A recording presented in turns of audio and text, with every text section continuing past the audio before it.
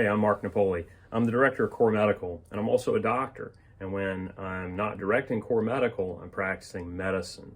And medicine is science. And I want to talk to you a little bit about science versus myth and fact versus misinformation. And why we need to talk about that, because we're in a race. The race is against the variants of COVID. We're doing a good job in the United States about getting people vaccinated, but we're not there yet. About a third of the country's gotten at least one shot. But if the vast majority of us don't get vaccinated, these variants are going to take hold and we're going to have more surges. So let's talk about some myths, because the myths are related to hesitancy in the people who haven't gotten vaccinated. First myth, that you have to wait 90 days if you have had COVID. So that's not necessarily true. The reason why that was said in the beginning was because we were rationing vaccines at first. Now there's plenty in most places, so you don't necessarily have to wait. We're talking about 60 days tops and you can get the vaccine. There's been no evidence that getting it too soon actually causes any kind of bad reaction or reinfection. Okay, myth number two.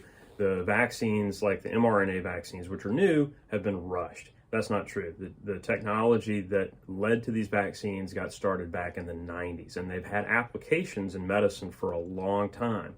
But we're in a conflict right now. We're in war, and technology gets pushed and innovation gets pushed in times of conflict, just like helicopters in Korea and jet airplanes in World War II. Those wouldn't come around so quickly if there wasn't a conflict and a really urgent need for them. Okay, number three. Hydroxychloroquine and azithromycin are a treatment for COVID. Let's check the chart. Okay, that's the question. Does it cure or treat COVID? No. It's never been shown in any study so far, either drug alone or in combination, to prevent or treat the COVID virus. It doesn't work. Whoever's telling you that is plain wrong. Myth number four. The COVID vaccines were derived from or produced by or tested on unborn babies or fetal tissue. That's not true. The COVID vaccines weren't produced with or tested on unborn children or fetal tissue. It's not the case.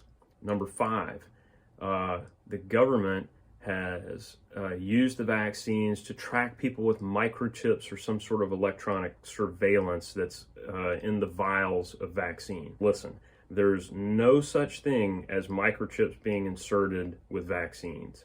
I don't even know where to start with that. We have to reach herd immunity, and one of the reasons why we have to is to stop transmissibility that creates more variants, and we're going to get more surges. If you want to be part of the herd immunity, you got to be part of the herd.